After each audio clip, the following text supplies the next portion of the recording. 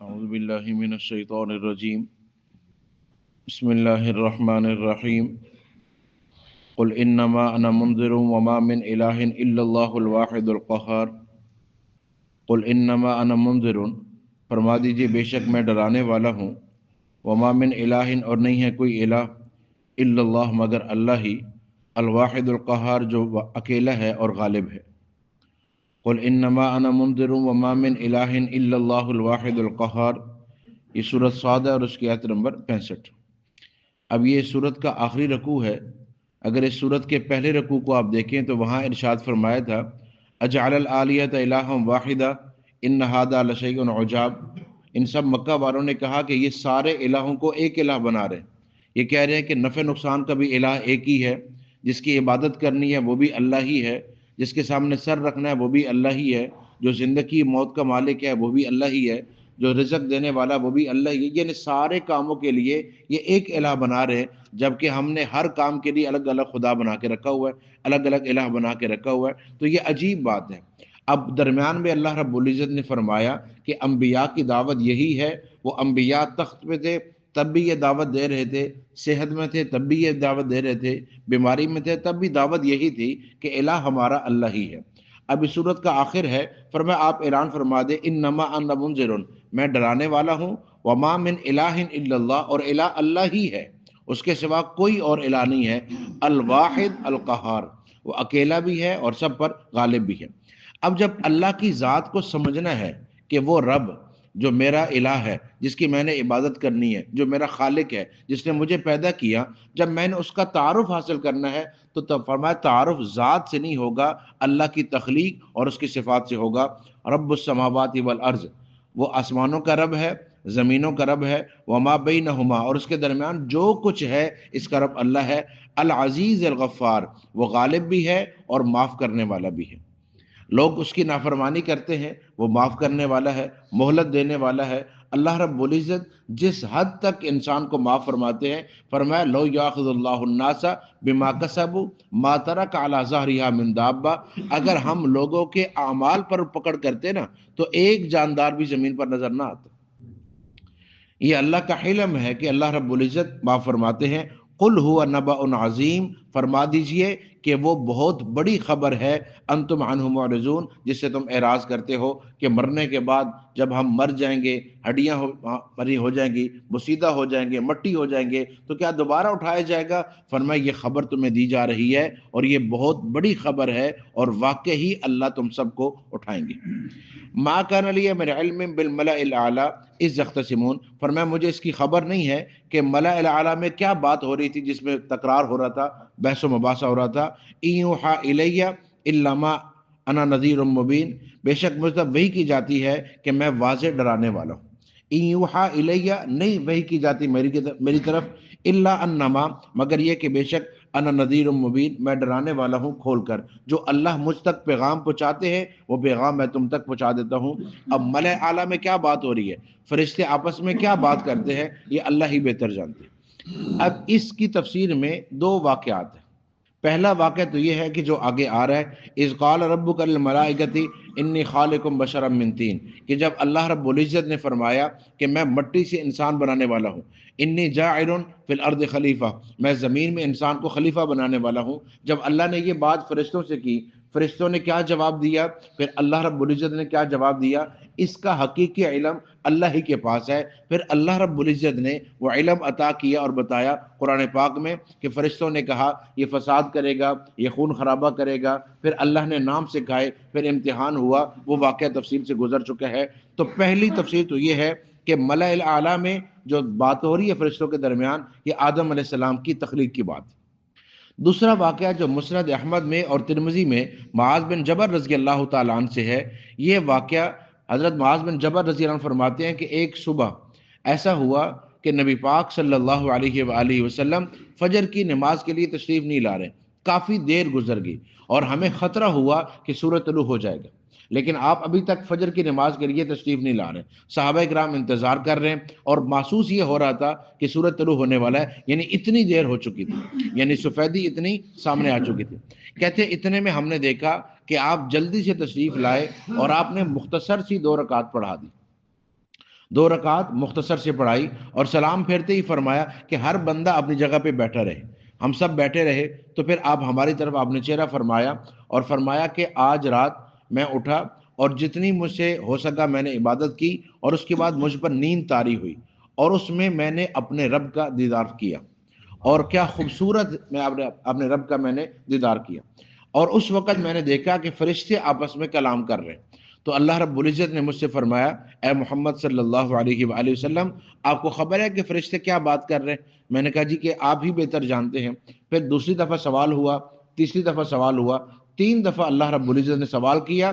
اور پھر جو اللہ کی شیان شان، اللہ کا دست مبارک ہے، وہ میرے سینے پہ رکھا. مجھے اس کی ٹھنڈک محسوس ہوئی اور مجھے سمجھ آیا کہ فرشتے آپس میں کیا بات کر رہے ہیں. تو میں نے عرض کی میرے مولا یہ مکفرات کے بارے میں بات کر رہے ہیں اور درجات کے بارے میں بات کر رہے ہیں. مکفرات کے بارے میں بات کر رہے ہیں اور درجات کے بارے میں. تو کیا چیز ہے مکفرات؟ یعنی بہت زیادہ گناہوں کو معاف کرنے والی کیا چیز ہے؟ تو اللہ رب العزت نے جب یہ سوال کیا تو میں نے عرض کیا میرے مولا 3 چیزیں ہیں جو فرشتے آپس میں بات کر رہے ہیں کہ سب سے زیادہ گناہ ان چیزوں سے معاف ہوتے ہیں. اور اتنے زیادہ معاف ہوتے ہیں کہ فرشتے ایک دوسرے سے بات کر رہے ہیں کہ ان میں سے کس سے زیادہ گناہ معاف ہوتے ہیں. تو 3 اعمال فرشتے آپس میں بحث کر رہے ہیں کہ اس پر انسان کے گناہ سب سے زیادہ معاف ہوتے ہیں. اس میں پہلی چیز فرمایا وضو کرنا مشقت کے باوجود. کیا کرنا؟ وضو. گرمی ہے، پانی گرم ہے، تب بھی وضو کر رہا ہے. سردی ہے، پانی ٹھنڈا ہے، تب بھی وضو کر رہا ہے. وضو کیا تھا، وضو ٹوٹ گیا، اب نماز پڑھنی ہے، دوبارہ وضو کر رہا ہے. اور پھر وضو کرتے وقت اپنے اعضاء کو اچھی طرح دیکھتا ہے کہ کونیاں ہے، ٹخنے ہے، انگلیوں کا خلال ہے، داڑھی کا خلال ہے، کیا میں نے یہ سب مکمل کیا. فرمایا مشقت کے باوجود وضو کرتا ہے، جتنا وضو کرے گا اتنے اس کے گناہ معاف ہوتے رہیں گے. اور کیسے؟ فرمایا ناخنوں کے نیچے سے بھی گناہ معاف ہوتے. چہرہ دھویا، چہرے کے گناہ معاف، آنکھوں کے، کان کے معاف، ہاتھ دھوئے، ہاتھوں کے معاف، پاؤں دھوئے، جس طرف چل کے گیا تھا وہ معاف. یہ جتنے صغیرہ گناہ ہو رہے تھے فرمایا اللہ رب العزت ان سب کو وضو کی برکت سے معاف کرتے ہیں. تو فرشتے آپس میں بات کر رہے ہیں کہ سب سے زیادہ گناہ کس سے معاف ہوتے ہیں. تو پہلا عمل بتایا کہ وضو کرنا مشقت کے ساتھ، جتنی بھی تکلیف ہو لیکن یہ وضو پورا کرتا ہے. تو یہ کوشش کرنی چاہیے وضو اہتمام سے کرنا. آپ جتنے اہتمام سے وضو کریں گے اتنے اہتمام سے نماز پڑھ سکیں گے. آج جو یہ سوال ہوتا ہے نا کہ نماز کے اندر وساوس آتے ہیں، خیالات آتے ہیں، اس کی پہلی وجہ یہ ہے کہ وضو ٹھیک نہیں ہوتا. درمیان میں باتیں کرتے رہنا، دعاؤں کی خبر نہ ہونا، ہاتھ دھوئے یا نہیں، بعد میں اٹھ کے دیکھتے رہنا کہ کیا رہ گیا تھا. یہ وضو نہیں ہے. آپ اس اہتمام سے وضو کریں کہ آپ نے ابھی اپنے رب کے سامنے کھڑے ہونا. کہیں جانا ہوتا ہے نا دعوت میں، تو آپ اپنی ڈریسنگ کو کتنی دفعہ مشورہ کرتے ہیں، کیا پہننا ہے، کیسا پہننا ہے، اب میں ٹھیک لگ رہا ہوں، اب ٹھیک ہے. اس کے بعد دوبارہ اپنے آپ کو دیکھنا. اتنی تیاریاں ایک فنکشن میں جانے کے لیے، انسانوں کے سامنے جانے کے لیے، تو انسانوں کے رب کے سامنے جانے کے لیے.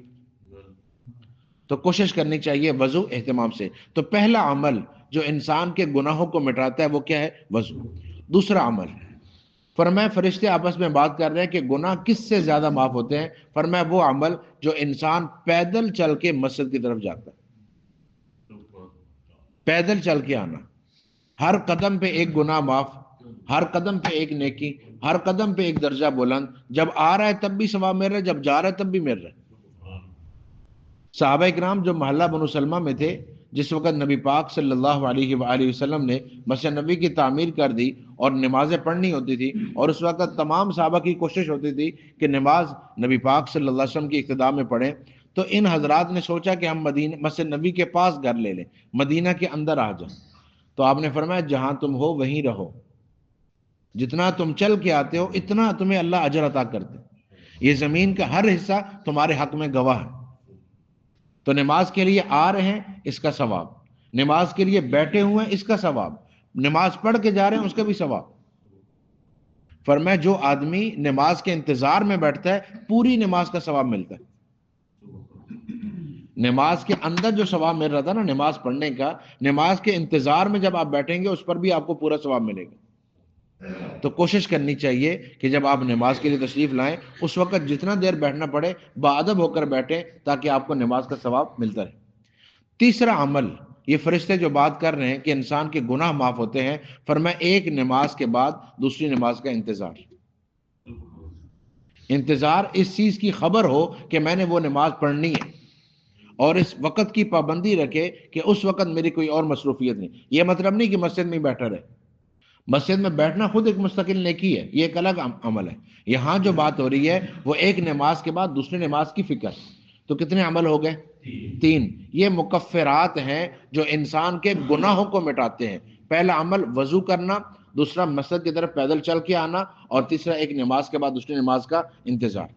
اور جب سوال ہوا کہ یہ اور درجات کے بارے میں کیا بات ہو رہی ہے، تو عرض کی میرے مولا 3 اعمال بتا رہے ہیں جس سے انسان کے درجات بہت بلند ہوتے ہیں۔ اس میں پہلا درجہ دوسروں کو کھانا کھلانا، مستحق لوگوں کو کھانا کھلانا، یہ اتنا بڑا عمل ہے کہ انسان کے درجات بلند ہوتے ہیں۔ دوسرا عمل جس سے انسان کے درجات بلند ہوتے ہیں، فرمایا کلام کے اندر نرمی لے کے آنا۔ ترس کلام ہونا، سخت کلام ہونا، یہ کوئی اچھی صفت نہیں ہے۔ ہمارے ہاں کہا جاتا ہے جی کہ میں تو سچ بولتا ہوں بے شک کڑوا لگے، میں تو سیدھی بات کرتا ہوں جی بے شک کسی کو بری لگے، ہم تو سیدھی بات کرتے ہیں جی، ہمارے اندر کوئی منافقت نہیں۔ آپ کتنے سچے ہوں گے، کتنے سیدھے ہوں گے، کتنی صاف بات کرتے ہوں گے، امام الانبیاء صلی اللہ علیہ وسلم اس کائنات میں سب سے زیادہ سچے انسان ہے، لیکن بات کے اندر نرمی ہے۔ آپ سچ بولتے ہیں لیکن آپ کے سچ سے کسی کو تکلیف نہیں ہوتی، تو ایسے ہی سچ کا کیا کریں گے جب آپ اگلے کو تکلیف دیں، اگلے کو برا کہیں اور ترش روح سے جواب دیں؟ اس سے بچانا چاہیے۔ کلام کے اندر خوبصورتی نرمی سے آتی، تو فرمایا جو دوسروں کو کھانا کھلائے درجات بلند ہوں گے، اور دوسرا عمل بات کے اندر نرمی رکھے، اور تیسرا عمل جس سے درجات بلند ہوتے ہیں جب لوگ سو جائیں یہ مصلی بچھا کر اللہ کے سامنے کھڑے ہو جائیں۔ وہ مشہور واقعہ ہے نا، حضرت شیخ زکریا رحمۃ اللہ علیہ نے نقل کیا ہے کہ ایک باندی وہ رات کو عبادت کر رہی تھی، اس کا آقا ہر روز دیکھتا تھا کہ یہ رات کو کرتی کیا ہے۔ جب آیا کمرے میں تو دیکھا کہ وہ عبادت کر رہی ہے اور دعا کر رہی ہے کہ اے اللہ جو آپ کو مجھ سے محبت ہے نا تو مجھے معاف کر دے، جو آپ کو مجھ سے محبت ہے، مجھے آپ سے نہیں، اے اللہ جو آپ مجھ سے محبت کرتے ہیں اس کی برکت سے مجھے معاف کر دے۔ اس نے چراغ جلایا کہ اللہ کی بندی تجھے کیسے پتا کہ اللہ تم سے محبت کرتے؟ کہتی اگر محبت نہ کرتے ہوتے تو میں بستر پہ سلاتے، مجھے مصلی پہ کھڑا کرتے، مصلی پہ کھڑے ہی تب کیا کہ اللہ مجھ سے محبت کرتے۔ تو یہ توفیق مل جائے کہ انسان تہجد کے 2 رکعات پڑھ سکے۔ آج تو اتنی بڑی رات ہے ماشاءاللہ، بڑے آرام سے، اب جان بوجھ کے کروٹیں لیتے رہنا، جان بوجھ کے رضائی اوپر کھینچتے رہنا، یہ انسان کا اپنا مسئلہ ہے، نیند پوری ہو جاتی۔ اب دیکھیں نا، رات 7 سے صبح 6، 8 گھنٹے گئے نا، 7 گھنٹے گئے تھے تو 12 گھنٹے تو نیند نہیں ہے نا۔ اگر آپ میڈیکل سائنس کی بات بھی مانتے ہیں کہ جی مجھے صحت کی ضرورت ہے، تو آپ کی صحت کے لیے بھی 7 گھنٹے تھے، 8 گھنٹے تھے، وہ ختم ہو چکے ہیں۔ اس کے بعد بھی آپ کے پاس 3 گھنٹے ہیں تہجد پڑھنے کی، تو اللہ سے مانگنا چاہیے۔ پھر اب اگر آپ کوشش کر لیں گے تو آگے رمضان شریف آ رہا ہے، اللہ پر اور توفیق دے دیں گے انشاءاللہ۔ تو ابھی سے تیاری کر لینا انشاءاللہ، جب آپ تیاری کریں گے تو اللہ تعالیٰ توفیق دیں گے۔ اور یہ وہ رکعات ہیں جو قبر میں روشنی پیدا کرتے ہیں۔ تہجد کی رکعات قبر میں روشنی کا باعث ہے۔ تو یہ 3 اعمال ارشاد فرمائے، 3 اعمال جو گناہوں کو مٹانے والے ہیں، وضو کرنا مشقت کے باوجود، مسجد کی طرف پیدل چل کے آنا، اور نماز کے بعد دوسری نماز کا انتظار، اور 3 اعمال جس سے انسان کے درجات بلند ہوتے ہیں، دوسروں کو کھانا کھلانا، کلام کے اندر بات کے اندر نرمی لے کے آنا، اور جب لوگ سوئے ہوں اس وقت عبادت کرنا۔ تو فرمایا یہ 3 اعمال ہیں جو انسان کے درجات بلند کرتے ہیں۔ اللہ ہمیں ان سے اعمال کی توفیق نصیب